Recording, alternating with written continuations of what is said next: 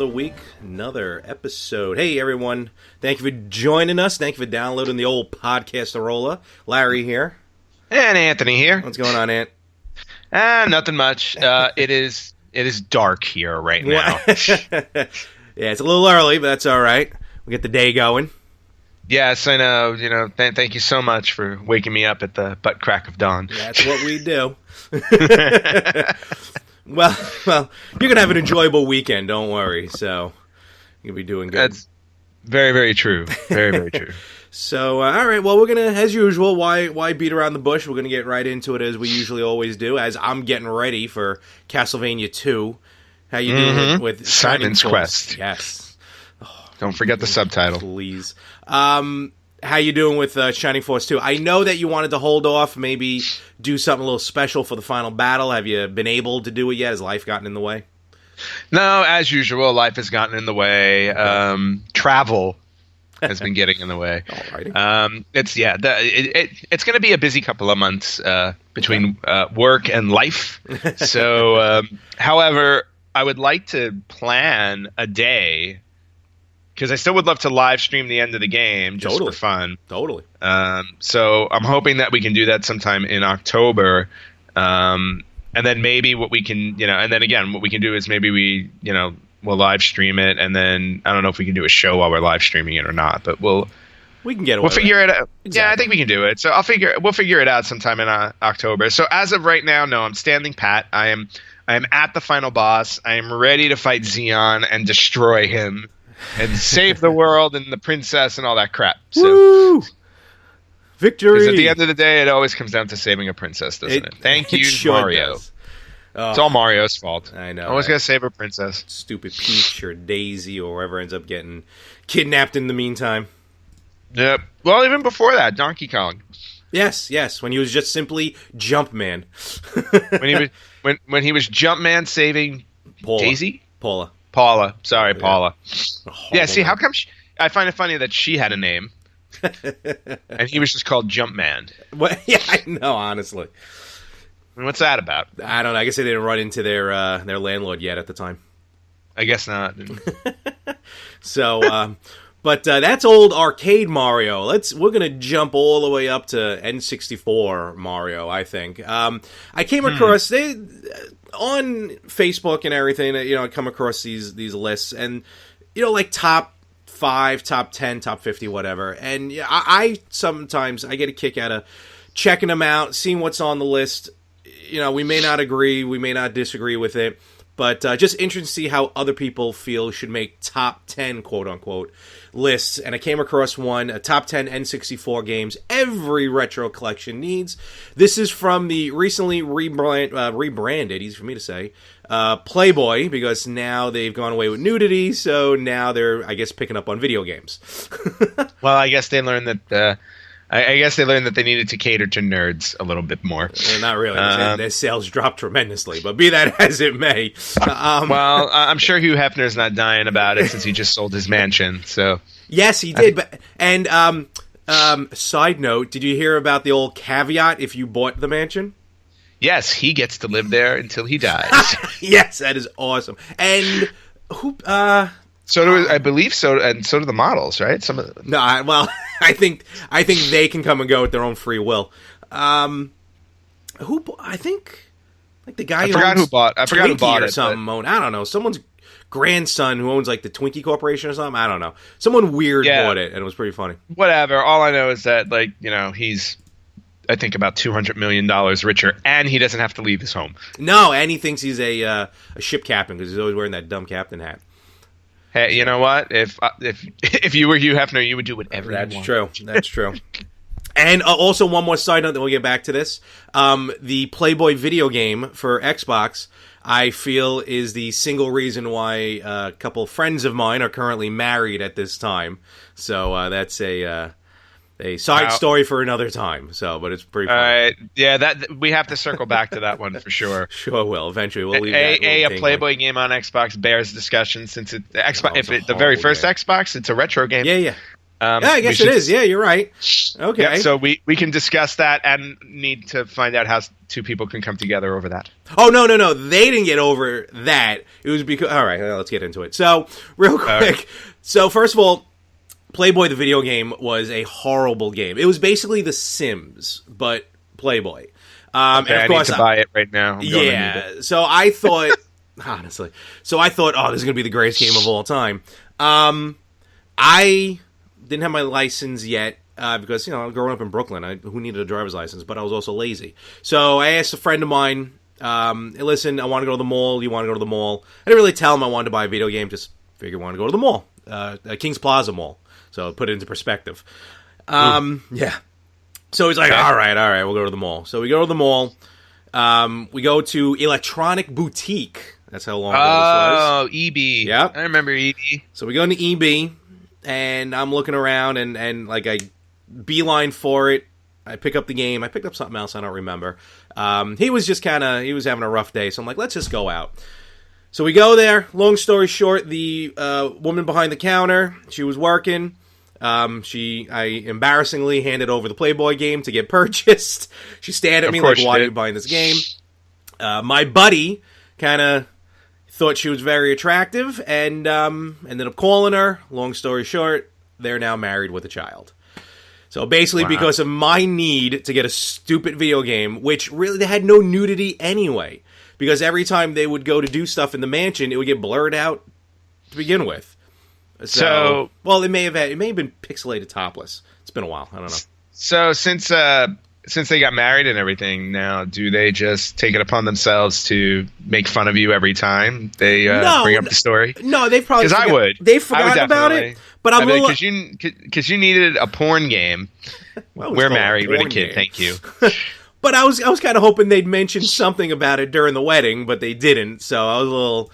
That's all right. I got over that, but well, they were obviously too nice. And those are horrible friends to have. Nope, they are very wonderful. Their daughter is lovely, and I'm happy that I was able to bring the two of them together.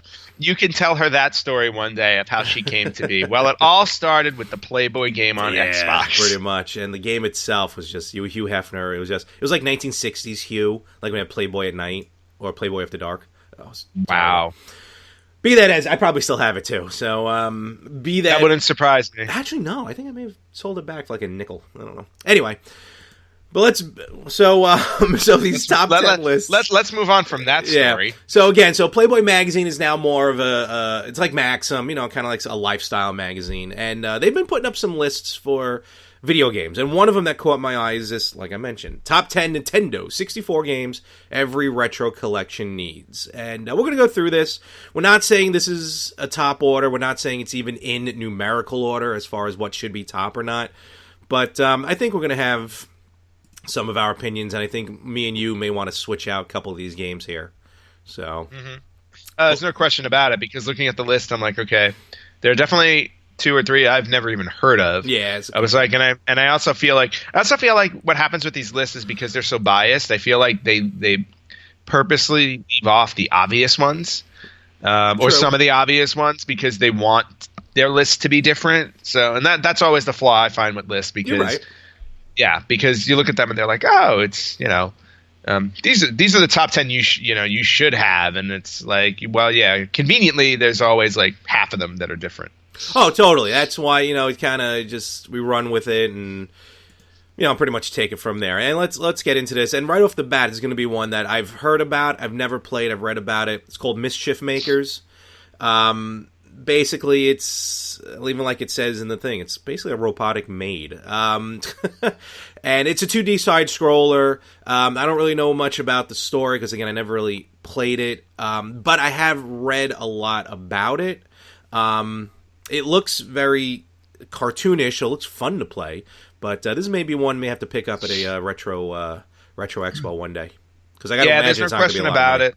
Yeah, there's no question about it, because I never even heard of it, and depending on the rarity, this may be one of those expensive ones, because I don't know if this is one that was like in the general marketplace or not. It could be. I mean, I'm just playing. I mean, you can find these. I'll link it up on the Facebook page and everything. And there's a long play. I mean, it's almost 3 hours long play of it, and it just looks like a simple straightforward side scroller. Actually has more of a, to me, like a circus feel to it. Maybe it's not a maid, but a circus. But it just looks like a simple, straightforward side scroller that I probably would have bought anyway. But it does sound very Japanese. Existed. Yeah, honestly. It sounds very Japanese, though, and it looks like it would be like a Japanese-only game.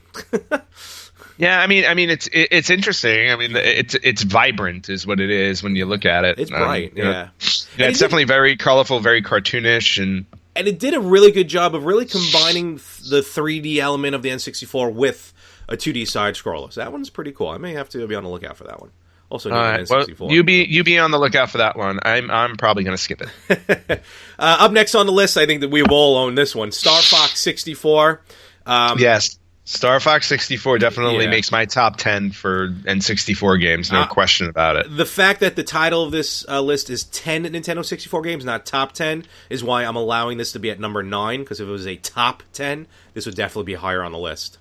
No question about it. But Although, considering the way that they're counting it down, I think this is a top 10 for them. Star Fox 64, obviously the predecessor. Predecessor or sequel? This would be the sequel. The original, okay. The sequel. You know the difference between predecessor and sequel? No, it's 8 o'clock in the morning here. I'm sorry. Well, it's 5 a.m. here, and I still know. But Star Fox, any incarnation of Star Fox has been phenomenal, and Star Fox 64, I think, really shot it into the atmosphere there. After how big it was on Super Nintendo. Yeah, what's funny? The Super Nintendo game I somehow managed to miss. Me too, in a way, and I'll explain how in a moment. But I think a lot of people kind of the first one. I do. Well, that's why we're doing the podcast. But yeah, the one on N64. I mean, that was the first game that actually came with the Rumble Pack. I remember, and that was awesome. Yes, and also, God bless.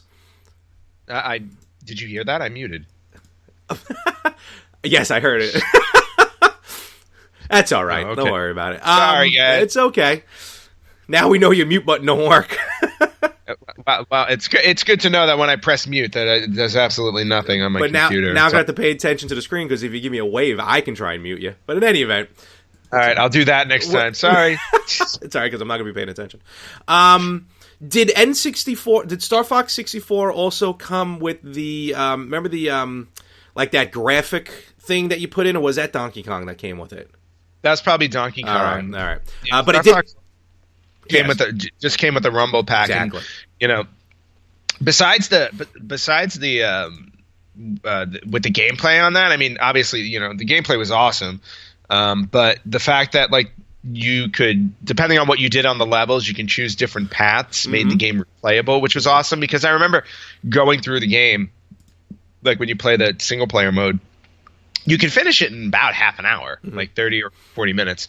I was like, but because there were choices, you could go back and do something different on the level and wind up on a different path. So it made the game really replayable and awesome. And the multiplayer mode, I thought, was really fun. Yes, multiplayer mode was definitely fun. It was kind of multiplayer mode, a little different than one of the other games we're going to get into in a little bit. I think because it was being aerial, being all, ships and whatnot. I think it gives a different dynamic to the whole multiplayer genre as opposed to just running and gunning. Yes, plus the game also introduced the obnoxiousness that was Slippy. Because that voice is still stuck in my head. That's a rough one. But the Rumble Pack, we got to talk about the Rumble Pack for a moment, because honestly, that was a game changer, no pun intended, for the N64. Oh, no question about it. Gaming. Well, I was going to say it was a game changer for gaming, because I think at the time PlayStation hadn't come out with their with the Rumble controllers yet either. So that was the first time when, controllers actually gave you a reaction to a game, and I remember how awesome that was to play. And all of a sudden, you just get that rumble, and it's like, oh, cool, something happened in the game that and you felt it. Like we were talking before we started, just real quick, we were talking about how the new Nintendo NX may go back to cartridge based, and you said that Nintendo, pretty much every incarnation of a system they come out with tries to reinvent gaming anyway. Like now going back to the cartridges or with the Wii, with the motion controller. This Rumble Pack, yeah, definitely. And I mean, just think of the games you ended up playing with the Rumble Pack where, you know, once in a while you'd play without the Rumble Pack. You forget to put it in or something like that. I mean, it totally changed everything. Yeah, well, and that's the cool thing about Nintendo. I mean, for everything that they do, and for all the failures people point out, like, you know, Wii U is officially considered a failure because they're already walking away from it.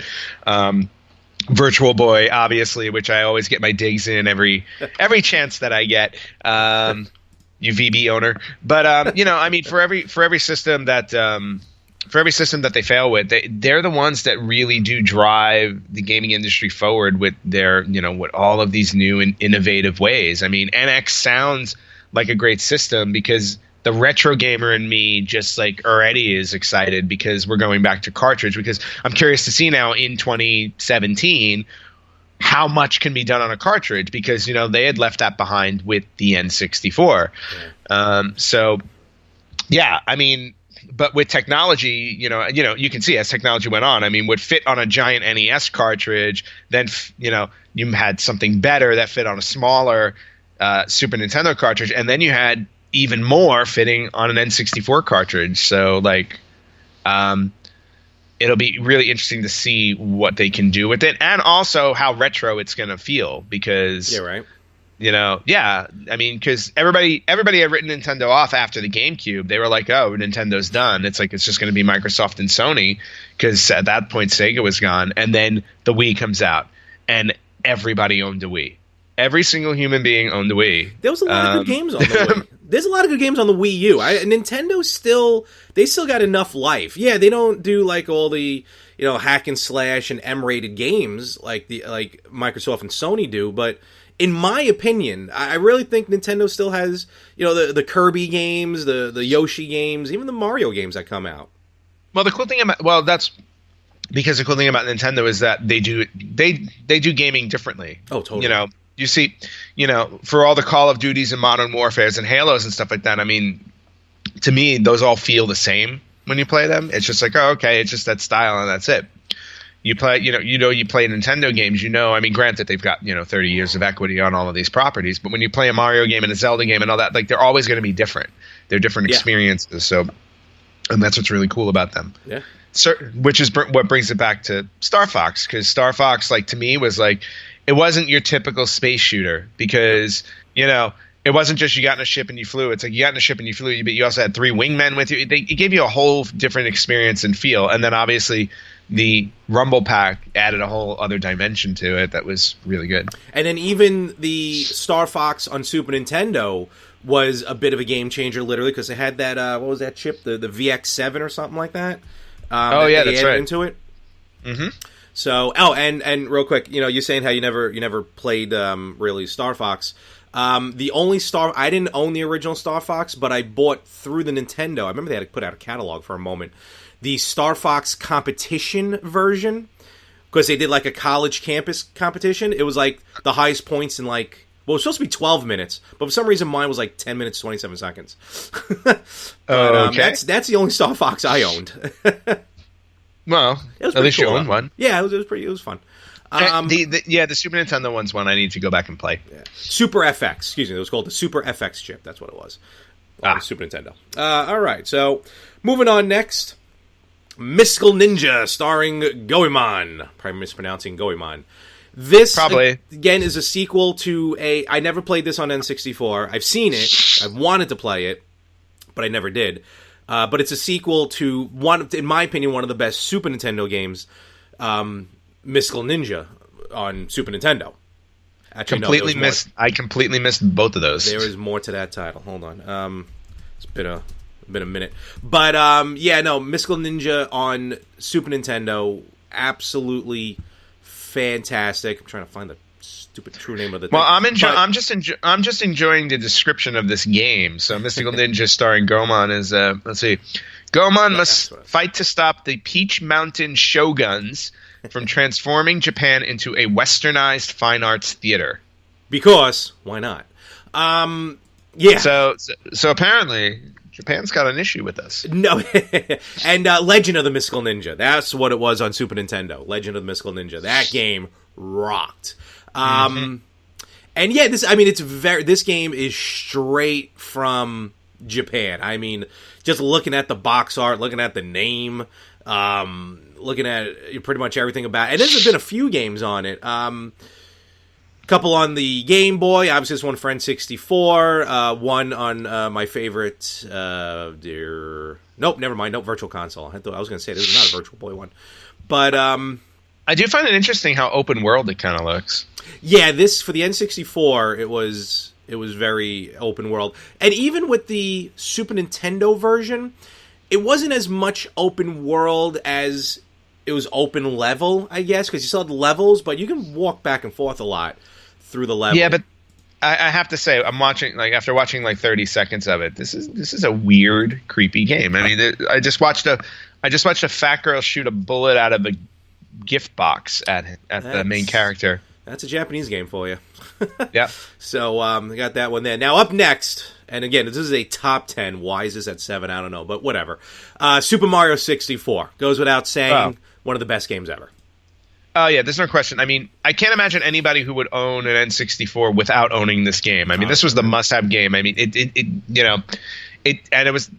this was also the first system that did not come with a game with the system. You had to buy the games, and day one, you only had, I think, there were only 4 choices. So, if I remember correctly, I don't remember all 4, but Mario 64 and Pilot Wings were the 2 that I got day one. And, Pilot Wings, for the most part, just sat in its box because once you put Mario 64 in, you were just literally, you opened up a whole new world of gaming. I mean, it was just insanely revolutionary and just, blew everybody away. There was nothing better than playing Mario 64. And for 1996, it did polygon gaming correct. Now, everyone was new pretty much to polygon gaming. That gave it that 3D look to it. But let's face facts. Super Mario 64, on a cartridge, in my opinion, looked a lot better than a lot of the games on the PlayStation that was trying to do 3D with the polygons. And it didn't look... It looked very blocky, in my opinion. Like, I'm going to go out and I'm going to say it. The first Tomb Raider, to me, visually... All right, back then it was cool. But now, compared to Super Mario 64, it doesn't look as good. No, and I agree with you on that. Well, you also got to remember, PlayStation 1 was 32-bit, and 64 was 64-bit, so they had more to play with. True, but you figure they can shave a little bit because of the CD-ROM and stuff. But still, I hear what you're talking about. Yeah, but still, I mean, like, the coolest thing about Mario to me, like, when I look back on it, Mario 64, is that Nintendo knew when they were putting this out what was going to be most important for gamers to have an enjoyable experience with it, besides the cool visual, was the camera angles. Yes. Because when you play a 64-bit game, because there were so many games on N64 that came out after this, looking at you, Castlevania, and many, both of them, and many, many others, but some games that followed did not pay attention to cameras because, again, this was a new thing, so everybody's just kind of like trying to keep up. But Nintendo, with Mario, I felt like they had gotten it right because you had the ability with the controller to adjust the camera angles so you can see what was comfortable for you when you were playing. It made the experience so much more enjoyable because it's like, holy cow, it's like I can spin the camera around it, when I need to. I can move it up close so I can do like a first person and look around. Mm-hmm. Like, that was just so, I just remember that being so amazing because that could have been the moment that would have made all of this fall flat on its face. Totally. And they had paid so much attention to it that it just made the game so amazing. That's definitely it. Their games definitely have a lot of attention to detail, and also gave a reason to use those C buttons. But yes, those C buttons, which were a lot to do with. Overall, top to bottom, Mario 64, no one can really say a bad thing about it, I don't think. So even today's day and age, when you want to compare it to recent games, it's still absolutely fantastic. I've owned it on every possible way I can, even on Virtual Console. So, but I've only made it to 130 stars. Only made it. I think I think no, 120. 120. 120, I think, is the max. Yeah, I always that last star always eluded me. I was never able to finally get that last star. So you got further than I did. I think the most I've ever gotten on it is like 70 or 80.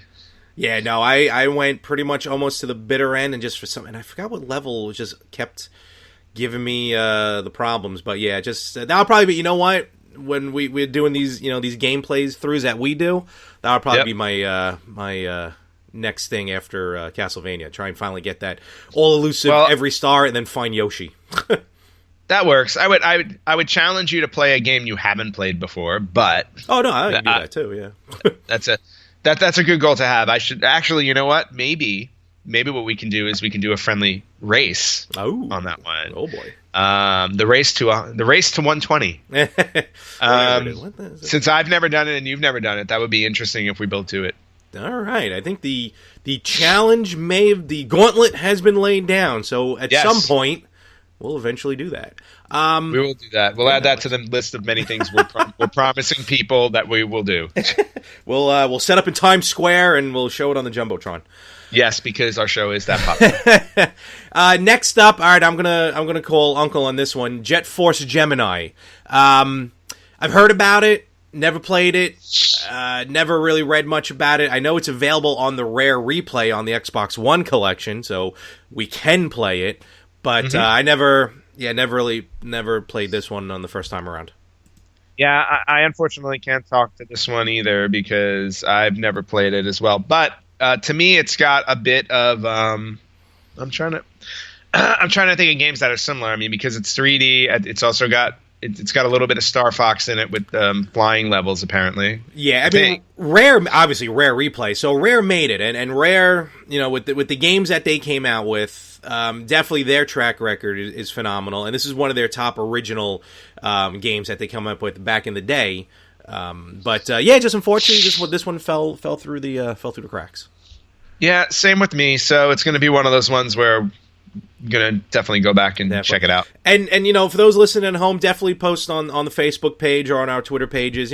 Mischief Maker, Jet Force Gemini, any of these games. If you have memories of them, or if you can, memories of the games we haven't played. Because listen, we may have played a lot of games, but we haven't played all the games. So yeah, or you can put up what would make your top 10 list of N64 games. Exactly. Follow us, damn it. All right, up next. I don't think demanding that. I'm going to each and every house, knocking on every door. Moving on. All right, this is the game one of two games that got me through college. GoldenEye 007 on N64. Oh, it got many people through college. Many people, except me. Except me. I was the one exception. Yeah, you one of the few, if not the only one, who wasn't crazy about the game. And I'm not because of the game, not because of what the game is. I think just because of how the game's played. Yeah, I've had a long, complicated history with first-person shooters, and unfortunately, they mess with my head, like literally mess with my head to the point where I get pain. So so first person shooters for me have always been difficult because of the headaches that they cause. As graphics have improved over time, I've found a handful that became tolerable, like a Left 4 Dead. Yep. Which I know is a more current game. Like for some reason, like that one seemed to not bother me so much. But back in the day when when we're dealing with polygons and stuff like that, any first person game, I mean, between GoldenEye, Perfect Dark, which everybody talks about as well. Yep. But even I remember the South Park game. I bought the South Park game for N64, which was also a first person shooter, quote unquote. But even that one, it's just like, they would just give me headaches, and unfortunately, I had to pass on one of the best games on the system because of that. Well, you have a Wii U, I mean, if you ever wanted to pay, I'm sure it's cheap now. They've redone GoldenEye. They redid GoldenEye. They've redone for the Wii. Your English is fantastic. Yeah, it's Brooklyn. On the Wii, so you can play it on the Wii U. And what's fun is when they remade GoldenEye, they actually threw Daniel Craig in it as opposed to Pierce Brosnan. So Well, that's an upgrade. Yeah, so may get a kick out of that. But GoldenEye, let's face facts. I mean, this game multiplayer was the key to the death matches. The key to this game. The tournaments that I would hear about, in college. Again, to your point, in college dorm rooms and everything like that, it was always about GoldenEye deathmatch tournaments. And, it was such a big thing. It really was. 4-player, one of the first 4 players. Remember, it's not the first 4-player system, but N64 was the first one with the 4 ports on the front. So right out of the box, it was 4-player. The 4 everyone played on the same screen, 4 boxes. I mean, and you can customize these death matches almost however you wanted to. I mean, hours on end. Probably why I got the grades I got. Pretty much. Yeah. And but yeah, and we can do a whole episode eventually just on GoldenEye. So, but my favorite was the prison rules. So, if you didn't have a gun, too bad you were getting shot. Moving right along, Conker's Bad Fur Day. Yes. Yeah. Now, originally, this is actually a sequel. The original game, I forgot the name of it, was very cute. Yeah, I have to look it up there. Was very cutesy, very fun, kind of family-friendly game. They came out with the sequel, Conker's Bad Fur Day, and this went off the trail. Maybe the first M-rated N64 game. Was it? Yes, I think you're right, because the thing with N64, obviously Nintendo was always like the family system. Yeah. So the fact that they were able to come out with a mature one, and sadly come out with one that was so late in the life cycle of the system, so not many people got their hands on it. I was fortunate enough to purchase it, and I still own it. I remember playing through. I never played through it, to be honest with you. It is available on the Rare Replay as well. Oh, which is awesome. Yeah, like I remember playing playing it for like an hour or something like that. And I'm like, okay, this is absolutely awesome. I love this game. And then unfortunately never had a chance to go back and finish it, because at that point I believe I was starting to get into PlayStation 2, Dreamcast, that type of stuff. Gotcha. But this is one I've got sitting in my collection where I plan on sitting down and finishing it. Yep, no, definitely awesome. Next game, good game, good series. Never really played a lot of it. Turok, Dinosaur Hunter, first-person shooter, very cool. It's almost like GoldenEye, but dinosaurs. Yeah, GoldenEye with dinosaurs. Again, I had to skip this game. Yeah. For first-person shooters, but I remember my nephew. I think my nephew played a later version, though. I think there was a Turok on. There was, yeah, on 360 or something like that. But I remember seeing this game, and I was like, "Oh, okay, that's cool." I mean, I would want to kill dinosaurs. Yeah, it was definitely pretty cool. The different aspect there. Banjo-Kazooie, also Banjo-Tooie, the sequel. Yes, we're flying now. Well, because neither one of us have ever really played Turok. I really played very little of Banjo-Kazooie. Again, also available on the Rare Replay, because Rare put out that excellent compilation. Yes. So, yeah, and the Banjo games are that whole series I've actually never picked up and played. But again, it's one of those things where you hear such great things about them. I remember like the Banjo games and the other one, Crash Bandicoot, are two series that I never ever picked up and played, but I always wanted to. Yeah, Crash Bandicoot was a little weird, but the gameplay, because it was going forward. But Banjo-Kazooie, I played a little bit on the Rare Replay. Definitely one I'm kind of sorry I missed out on, but it had that N64 Super Mario 64 gameplay to it. So. Oh, cool. Then I own Rare Replay, so I'll definitely go back and play it.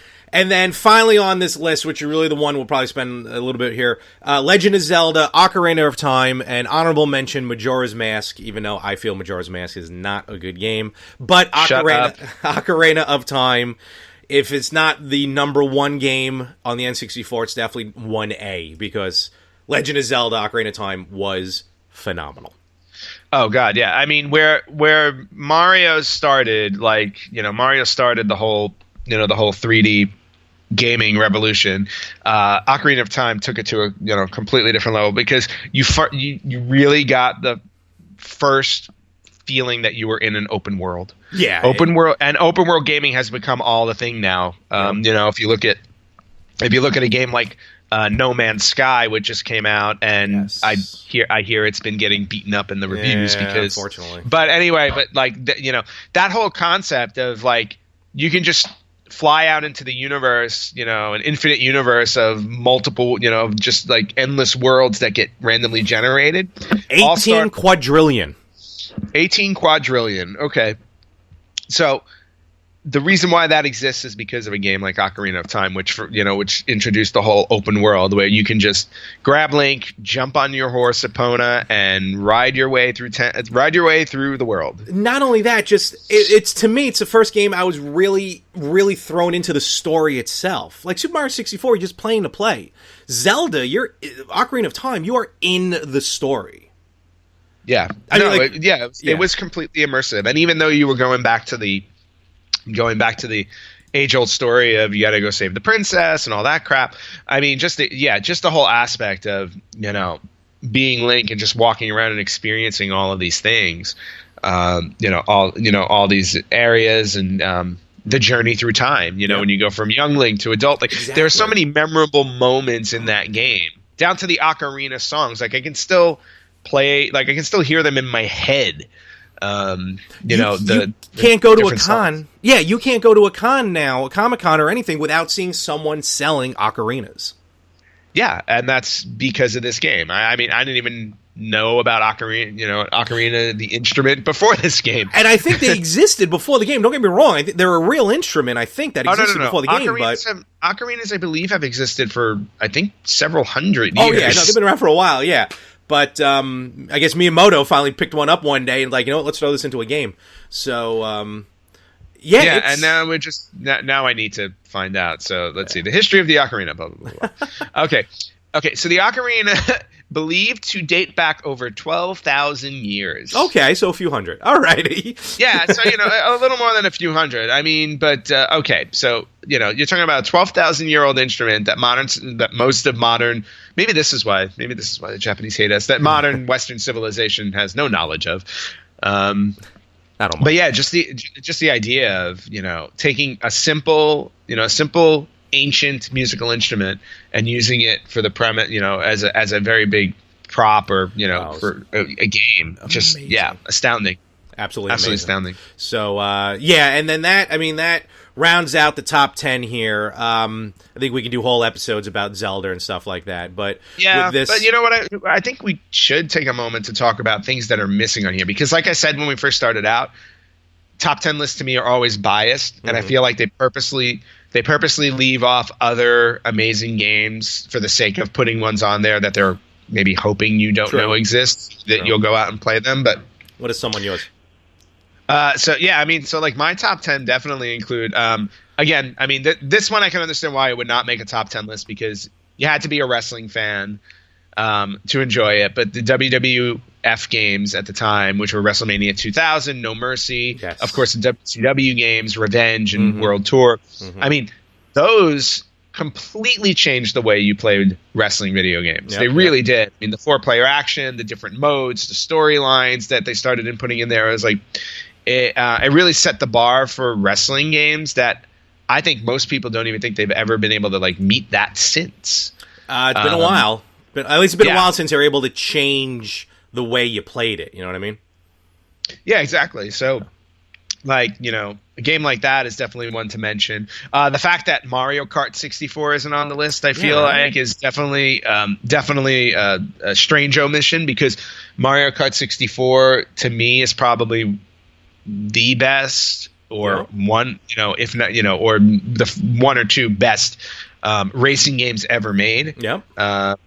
Because that one also, with the 4-player mode and the 3D and just absolutely stunning game. Totally. The Mario Party series. Yep. The Mario Party series, I know, those are tough to get your hands on, and I'm very happy that I own all 3 for the N64.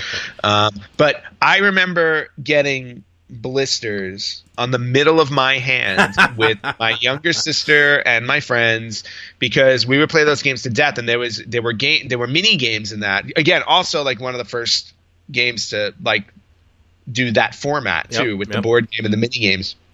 But turning the joystick, you had to turn it in circles, clockwise or counterclockwise, to do things, and I just remember burning through the skin in my hand playing that game so awesome. Oh, you're right. So I'm agreeing with you each and every one of these so far. So yeah, and of course, Super Smash Brothers. Yeah, that's what started it. Yeah, the very first Super Smash Brothers was on N64, if I remember correctly. It sure was. Wrong?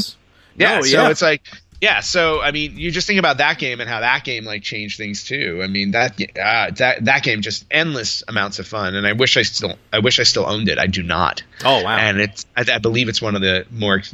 I think it's a pricier one to get now. Probably. You know, I'm going to agree with every one of those games on your list. The only one I would add personally, again, going back to college, it sounds stupid, but Pokemon Puzzle League. Yeah, it's a Pokemon game, but it's really Tetris 2 with a Pokemon mask on it.